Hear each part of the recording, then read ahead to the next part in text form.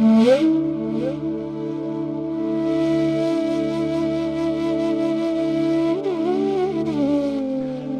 ने कहा नहीं। और उसी दिन दोपहर को दूसरे व्यक्ति ने पूछा ईश्वर है, और बुद्ध ने कहा है। और उसी दिन सांझ को तीसरा आदमी आया और उसने पूछा क्या ईश्वर के संबंध में मुझे कुछ समझाएंगे? और बुद्ध कुछ न बोले, उन्होंने आंख बंद कर ली। वह आदमी भी आंख बंद करके बैठ रहा। थोड़ी देर बैठा रहा, फिर उठा, उसने बुद्ध के चरण छुए और कहा कि धन्यवाद, आपके उत्तर के लिए धन्यवाद। आनंद जो बुद्ध के साथ छाया की तरह रहता था, सदा 24 घंटे उनकी सेवा में तत्पर, उसने ये तीनों बातें सुनी थी। सुबह, दोपहर, सांझ। चकित था, उलझन में पड़ा था। सबके सामने तो कुछ पूछ नहीं सकता था, लेकिन रात जब बुद्ध और आनंद अकेले रह गए, जैसे ही बुद्ध लेटने को हुए, आनंद ने कहा कि इसके पहले कि आप सोएं मुझे निश्चिंत कर दें, नहीं तो मैं रात भर सो ना सकूंगा। आप मेरा भी तो कुछ ख्याल किया करें। जिन 3 आदमियों को आपने 3 उत्तर दिए, उनको तो एक पता नहीं है कि दूसरे को आपने क्या कहा। मुझे तीनों के उत्तर पता हैं। मेरी मुसीबत तो समझे, मैं सो ना पाऊंगा। कौन सही था, किसको आपने ठीक उत्तर दिया था, और आप किसी को गलत उत्तर क्यों देंगे, ये भी सवाल उठता है। आप और गलत क्यों बोलेंगे? बुद्ध ने कहा देख आनंद, पहली तो बात, उसमें से कोई भी उत्तर तेरे लिए दिया नहीं गया। दूसरे से जो कहा उसको सुनना उचित बात नहीं। ये तो यूं हुआ जैसे कोई दूसरे की चिट्ठियां खोल के पढ़ ले, ये बात नाजायज। आनंद ने कहा आप भी हद करते हैं। अरे मैं वहां बैठा हूं, मेरे कान है, किसी की चिट्ठी खोल के मैंने पढ़ी नहीं, मगर कान है, अब इनको तो बंद करने का भी उपाय नहीं। परमात्मा ने भी आंखों को तो बंद करने का उपाय दिया कि मत देखो, कान को खुला छोड़ दिया, बंद करने की कोई जगह ही नहीं। अब मैं करता भी क्या? आप बोलते थे सो मैं सुनता था। मैंने सुनना चाहा नहीं था, मगर सुनाई पड़ गए, और अब जो हो गया सो हो गया, मगर हल कर दे ताकि मैं भी निश्चिंत होकर सो जाऊं। दिन भर उधेड़पन में लगा रहा। एक से कहा कि ईश्वर है, एक से कहा नहीं है, और तीसरे के साथ चुप ही रह गए। बुद्ध ने कहा सत्य सापेक्ष। जिससे मैंने कहा ईश्वर है, वह नास्तिक था।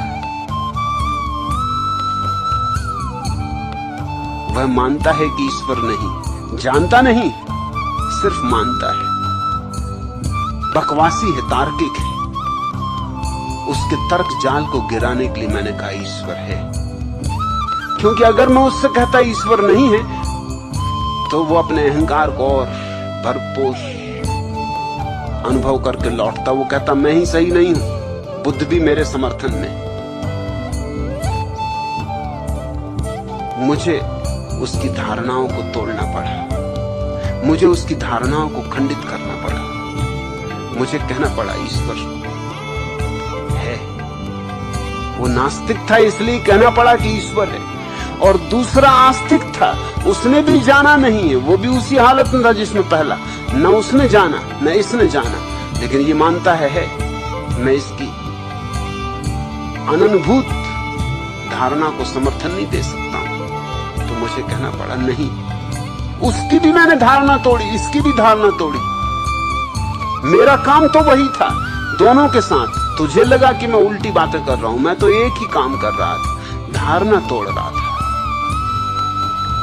एक की धारणा थी ईश्वर की, वो मैंने तोड़ी। एक की धारणा थी अनीश्वर की, वो मैंने तोड़ी। मैंने तो दोनों पर अपनी हथौड़ी चलाई। अगर तू समझ सके तो मैंने अलग अलग उत्तर नहीं दिए। मेरा तो काम एक ही था कि दोनों की धारणाएं गिर जाएं, ताकि दोनों खोज की यात्रा पर निकल जाएं। धारणाएं न गिरे तो खोज की यात्रा नहीं होती। और फिर तीसरा जो आदमी आया था, उसकी कोई धारणा न थी, उस पर चोट करने का सवाल नहीं था। वो सच में ही जिज्ञासु था, विश्वासी नहीं था, खोजी था। तो मैं आंख बंद करके चुप हो रहा और वो मेरा इशारा समझ गया। जिसकी कोई धारणा नहीं हो बड़े जल्दी इशारा समझ लेता है। जिसकी धारणा है अगर उसके पक्ष में कही जाए बात तो जल्दी से छाती से लगा लेता है और कहता आहा। असल में वो आहा अपने लिए कह रहा है। वो ये कह रहा आहा मैं कितना ठीक था, यही तो मेरी मान्यता है। और अगर उसकी धारणा को गलत कहा जाए तो एक तो वो सुनता ही नहीं, इंकार ही करता है, भीतर कहता है कि नहीं ये गलत, भीतर ही नहीं घुसने देता। और अगर घुसने भी दे तो उसे अपना रंग दे देता है, अपना ढंग दे देता है, किसी तरह तोड़ मरोड़ कर लेता है, विकृत कर लेता है। लेकिन इस व्यक्ति की कोई धारणा न थी जो सांझ को आया था। ये बड़ा निश्चल व्यक्ति था, बड़ा निर्दोष, बड़ा जिज्ञासु। मैंने आंख बंद की, वो इशारा समझ गया। उसने पूछा था कि ईश्वर है या नहीं। ये उसका प्रश्न सच्चा प्रश्न था, प्रामाणिक प्रश्न था, कोई पूर्वाग्रह न था। तो मैंने आंख बंद कर ली, वो इशारा समझ गया, उसने भी आंख बंद कर ली। ये मेरा उत्तर था उसके लिए कि मौन हो जाओ, जान लोगे, चुप हो जाओ, जान लोगे, ध्यान में डूब जाओ, जान लोगे।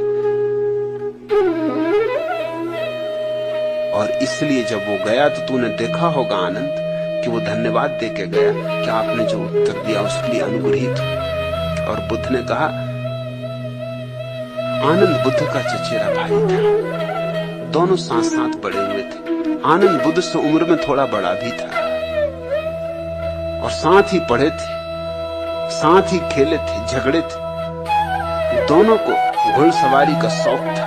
तो बुद्ध ने कहा तू भूल नहीं गया होगा आनंद, हम दोनों को घुड़सवारी का शौक था।